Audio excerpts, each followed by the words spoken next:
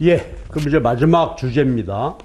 인플레이션 실업 보시겠는데, 그 전에 아까 요걸 제가 마무리를 안 했었네요. 총수요, 총공급인데, short run, 얘는 우상향하죠. long run은 자연 산출량, 요게 완전 고용 산출량 의미예요. 쉬우니까, 자, 요때 말이에요. 수요관리 정책을 썼을 때 단기에는 어때요? 국민소득 증대 효과가 있죠. 근데 장기에는 지금 현재가 자연 산출량이야. 그러니까 이때는 수요 변화 해봤자 어떻게 돼요? 물가만 변화하고 자연 산출량 수준의 국민소득은 변할 수 없다. 그러면 보세요.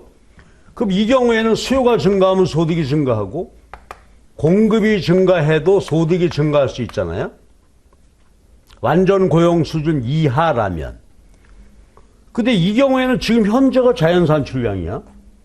그럼 수요 변화는 얘를 늘릴 수가 없고 오로지 어떨 때. 그렇죠? 얘가 증가해야만. 그래야 자연 산출량 수준의 소득이 증가할 수 있겠죠. 아까 정리했죠. 어떨 때? 이거예요. 기술진보 생산성 증가만이, 그렇죠? 우리의 최대 생산 능력 늘려서 소득을 증가할 수 있는 거예요. 그렇죠? 예. 그러니까 이렇게 보시면 어때? 우리가 처음 얘기했던 고전학파 논리로 회귀했죠. 수요는 소용없고 세이브 법칙 항상 일치하게 되는 거고 공급 능력이 증가해야 되겠고요. 우리 지금 짜릿한 얘기해보면 그쵸. 인구 증가해야 되는데 오히려 인구는 줄고 있죠. 그럼 이거 극복할 수 있는 일, 우리나라 앞으로 장래가 암울해. 그래요? 그렇지 않습니다. 인구가 줄더라도 생산성이 증가할 수 있다면 생산성 증가는 뭘 통해서? 기술 진보예요. 그럼 기술 진보는 몇 입으로 되나요? R&D 투자해야 되죠. 근데 머리 나쁜 놈한테 투자해봐요. 어때요? 아주 미안한 말이지만 동남아시아 국가나 이분들은 날이 더 기후 환경이지 공부시켜도 안 돼. 근데 우리는 하면 되잖아요. 그렇죠? 투자하고 그 대신 이제 어떻게 돼? 열심히 공부해야 되죠. 미친 듯이 공부해야 돼. 그것만이 극복할 수. 자, 여단 했습니다. 자, 요거 하나 정리할게요. 그 다음에 인플레이션 실업으로 가십시다. 인플레이션은 뭐죠? 각종 물가 지수가 계속해서 오르는 현상이야. 근데 거기 그림 있죠. 31페이지 보면 수요 감소하면 디플레이션, AD가 왼쪽으로 가니까 물가 내리고 소득 줄어들고요. 그 다음에 이제 인플레이션은 뭘까요? 수요 증가, 이게 수요 견인 인플레이션이죠. 수요가 증가해서 인플레이션 생길 수 있고 맨 오른쪽은 공급이 줄어서 인플레이션이죠. 근데 수요 증가, 수요 견인 인플레이션은 그래도 견딜만한 게 뭐야? 생산 소득 증가하고 실업률은 낮아지는데 비용 인상, 스태그플레이션은 물가도 오르고 생산 감소, 실업률도 높아지고 있죠. 이게 야단이죠. 그렇죠? 그런데 여기서 한 얘기만 할게요. 그런데 스태그플레이션이 발생하게 되면 참 난처하고 어려운 게요. 물가 오르고 생산 감소해서 실업률은 높아졌는데 스태그플레이션이 발생하게 되면 어떻게 돼요? 수요관리 정책은 효과가 없어. 그래서 이게 이제 우리 시험에서 많이 나오는 거죠. 자, 보세요. 물가를 안정시키려면 수요관리 정책 쓴다면 어떻게 해야 돼? 긴축 정책을 써야 되죠. 수요를 줄이는 정책을 써야 되는데 그러면 어떻게 돼? 국민소득이 대폭 줄게 되고 소득이 줄었어요. 얘를 원래대로 늘리려면 어떻게 될까? 확대 정책을 써야 되는데 그러면 소득은 다시 증가했지만 물가가 폭등해버리죠. 그래서요, 요거 잡으려면, 예, 확대 정책을 써야 되는데, 물가 폭등, 이건 실업률 폭등. 그래서 스태그플레이션이 발생하게 되면 수요 관리 정책으로는 해결할 수 없다. 케인즈 정책의 무력성이 되는 거죠. 자, 그래서 이제 인플레이션 수요 견인 비용 인상했고요. 근데 우리 시험에서 이제 많이 살펴보는 게 인플레이션의 영향이죠. 예상된 인플레이션은 그나마 대응 가능하단 말이에요. 경제 주체들이. 예상치 못한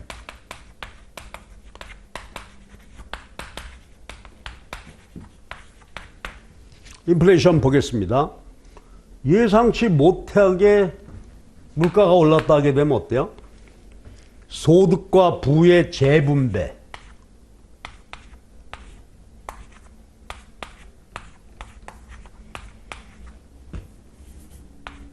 임금, 이자, 지대죠. 세 가지 요소의 가격인데 예상치 못하게 얘가 올라버리면 어떻게 돼?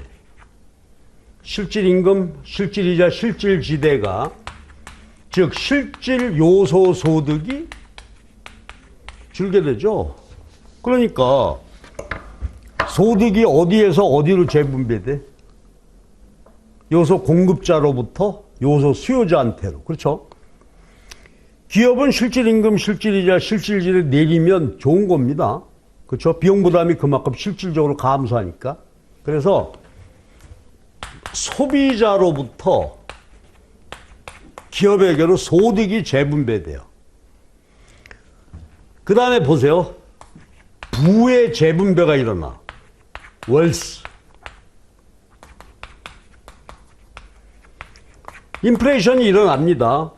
그러면 금융자산. 내가 은행에다 예금 이렇게 해놨다. 명목 가치는 그대로죠. 그러나 아까 우리가 봤듯이 말이죠. 통화량인데 물가가 올라버리면 어떻게 돼? 실질 부, 실질 가치는 날아가죠?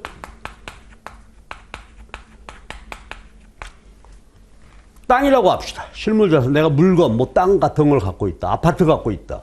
그러면 이것에 요거는 이제 그대로 있지만 얘는 감소했었죠. 아파트 32평, 땅 100평. 그 실질 가치는 그대로 있는데요. 집값 오르고 땅값 오르게 되면 명목 가치는 오르게 되죠. 부의 재분배. 누구로부터 누구에게로. 금융자산 보유자로부터 실물자산 보유자에게로 부가 재분배되겠죠. 그렇죠? 그러니까 이게 아주 심각한 문제가 되는 것입니다. 열심히 저축해서 집 살려고 저축했는데 집값 올라가 버리면 속된 말로 뭐 세됐다. 그렇죠? 그러니까 물가가 이렇게 자꾸 오르게 되면요. 부동산 투기할 수밖에 없는 겁니다. 그렇겠죠? 빚내서라도 이거 해야 되죠. 그리고 여기서와 관련돼서 이제 요거 피셔 가설이라는 게 있죠. 요거는 챙겨주세요. 요게 실질 이자고 명목 이자라고 합시다. 실질 이자의 관계인데 물가가 안정돼 있으면 어때요? 명목 이자, 실질 이자가 변함이 없어. 근데 보세요.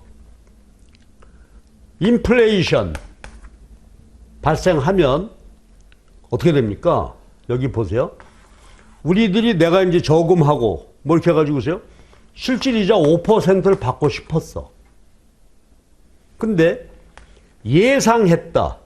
5% 오를 것 같다. 그럼 어떻게 될까요? 보세요.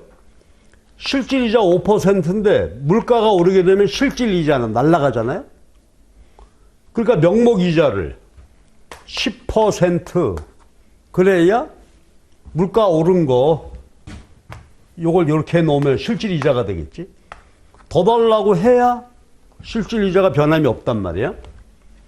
그러면 예상 인플레이션 발생하게 되면 자기가 받고 싶은 실질 이자율에 이걸 더해서 명목 이자율이 오르게 돼요. 예상했다면. 여기는 어떻게 될까? 실질 이자는 명목 이자에서 인플레이션율만큼 빼면 되죠. 이게 피셔 가설이에요. 그러면 예상 인플레이션이 주어져 있을 때 그러면 대응 가능하죠. 야, 물가가 오를 것 같아. 명목이자 더 주라. 그렇죠? 요게 피셔 가설이에요. 근데 보세요. 예상치 못한 인플레이션 발생하면 어떻게 돼? 그렇죠? 그대로 나의 실질 이자에서 인플레이션율만큼이 날아가게 되죠. 그러니까 실질 이자가 감소하게 되니까. 그래서 피셔 가설, 요거는 계산 문제도 나고 하니까 기억해 주세요. 그래서 인플레이션의 현상, 영향 이렇게 봤어요. 자, 그 다음에가요. 실업입니다. 요거는 여러분에게 맡겨드릴게. 그러니까 실업에서 여러분들이 확실히 우리 시험 문제 여기서 굉장히 나죠. 그럼 여기 경제활동 참가율, 실업률, 고용률 요건 아마 연수 문제 푸시면서 많이 했을 텐데 요거 꼭 챙겨 주시고요. 그리고 이런 문제가 나왔을 때 바로 눈으로 확인이 안 되면 어때요? 숫자를 줘 이렇게. 분모 10명, 위에 9명 이렇게 넣어서 실제로 해보면 답이 나와요. 우리 연수 문제 같은 데서 그런 거 해봤습니다. 보시고 그 다음에 이제 실업의 형태. 자발적 실업, 비자발적. 자발적 실업은 자기 스스로 안 하는 거죠. 마찰적, 탐색적 실업이고 비자발. 경기 침체 때문에 생기는 경기 실업. 구조적 실업 봐주세요. 사양산업, 내가 이 기술이 필요 없게 되었어, 이제. 그런 게 있고요. 또 하나, 최저임금, 노조요구, 효율성임금 등에 따라서 시장임금보다 높은 수준으로 오르게 되면 이게 실업이죠. 이게 구조적 실업이야. 최저임금제에 의한 실업, 효율성임금, 노조요구. 이거는 절대로 한번 올라간 임금은 내려오지 않잖아요. 그러니까 구조적 실업이 발생하게 돼 있는 거예요. 이렇게 보시고 그 다음에 자연 실업률 측정 요거 한번 봐주세요. 그래서 실업률 측정할 때 자연 실업률까지 같이 한번 봐주십시오. 그리고요 하나 얘기할 게 있는데 우리가 아까 여기 자연 산출량 그랬잖아요. 요것에 상응하는 실업률이 자연 실업률인데 그때 한번 보세요. 자연 실업률은 만약에 3%다. 그럼 그 3% 실업자는 우리가 어떻게 인지? 자발적 실업자다 이거죠. 그러니까 자연 실업률은 자발적 실업자니까 마찰적 실업, 탐색적 실업 여기다가요 구조적 실업을 포함해요. 그러니까 일반적으로 말할 때 자발적 실업자다. 여기에 구조적 실업까지 포함된 게 자연 실업률 개념입니다. 왜? 구조적 실업이기 때문에 취업할 기회가 거의 없어요. 그래서 자연 실업률에 구조적 실업이 포함된다. 이거 하나 생각해 주시고. 자, 여기는 여러분 연습 꼭 부탁드립니다. 그 다음에가요, 필립스 커브. 우리 시험에서 많이 나진 않지만, 필립스 커브 얘기하고 마무리 할게요. 자, 보세요. 필립스 커브는 인플레이션율과 실업률의 상충 관계를 보여주는 거죠. 트레이드 오프. 즉, 실업률 낮아지면 인플레이션율 높아지고, 실업률이 증가하면 인플레이션 상충 관계예요. 그럼 보세요. 필립스 커브가 우하향한다 하는 것은 어떤 의미? 공급 곡선이 우상향하고 있는 거예요. 그리고 필립스 커브가 안정적으로 움직이지 않고 있다. AS도 움직이지 않는 거예요. 이걸 우리가 숏 런 필립스라고 해요. 단기. 숏 런 AS. 이렇게 생각해 보면 돼. 그러니까 단기 총공급 곡선은 우상향하고 있고 여기서 움직이지 않아요. 뭐가 움직여? 그러니까 우상향 공급 곡선이 이렇게 있고요. 수요 변화해서 경제가, 거시경제가 움직임을 보이고 있다. 그러면 수요가 많았던 해 여기지. 뭐 평균 경기 침체 이렇게 되면은 보세요. 아주 경기가 좋아. 호황이야. 생산 증가니까 실업률은 낮고 물가가 제일 높죠. 인플레이션율은 높겠지. 여기에 해당한단 말이야. 수요가 줄어. 그럼 물가는 안정되지만 생산 감소, 실업률은 높아지겠죠. 이렇단 말이에요. 그러면 필립스 커브가 우하향한다는 얘기는 뭐죠? 총 공급 곡선이 실제로 우상향하며 움직이지 않고 있다는 말을 의미해요. 자, 그런데 아까 보시면 어때요? 장기에는 얘가 수직이죠. 그럼 이 경우에는 수요가 변화해 봤자 어때? 생산 불변이니까 실업률도 불변이에요. 자연 실업률이야. 그래서 long run 필립스 커브는 수직이 된단 말이에요. 합쳐볼게요.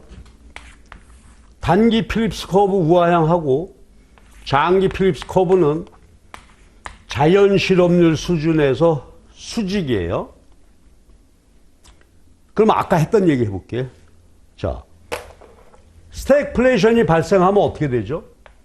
안정적, 움직이지 않던 AS가 왼쪽으로 이동했죠? 그럼 요 한 점, 어느 한 점을 보시자고.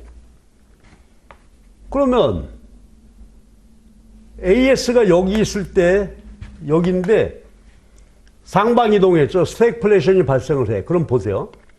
요 주어진 점을 기준으로 올랐죠? 요만큼. 그럼 여기 중심을 해서 이만큼 상방으로 이동한 거예요. 균형 이동은 상방 이동했고 왼쪽 이동 이렇게 갔지. 그럼 보세요. AS가 움직이면 어때? 물가 오르고 실업률도 줄게 되니까 이렇게 이동해 가는 것이다 이거예요.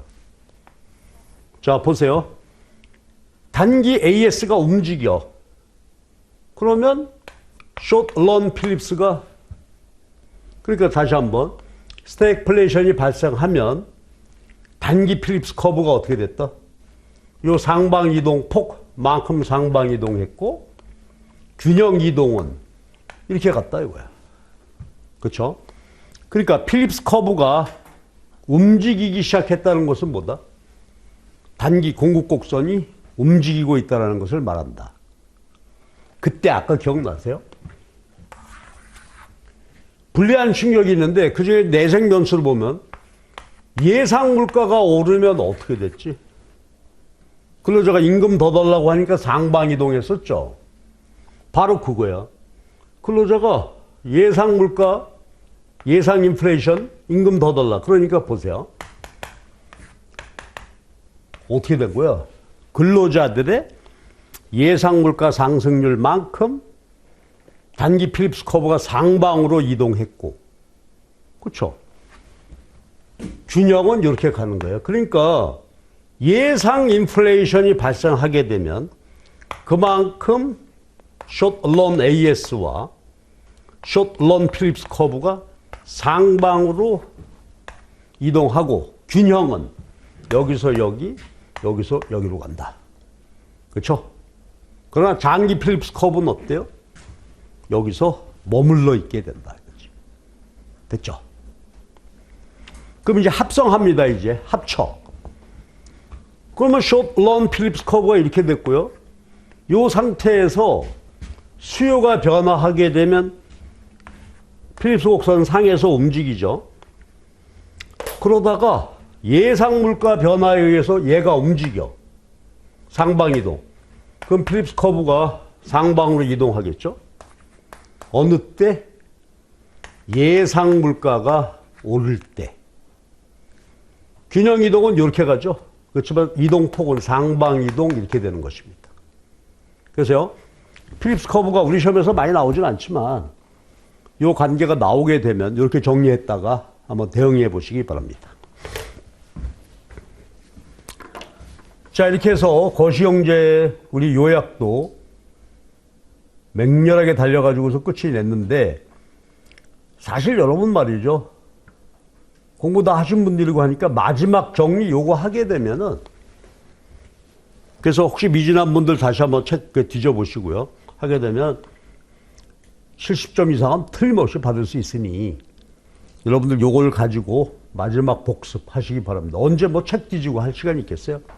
요걸 하셔서 정리를 하시기 바랍니다. 자, 제가 이제 그 미거시 하루씩 3시간씩 미거시 정리했는데 아주 빠른 시간에 정말로 핵심만 짚었는데요.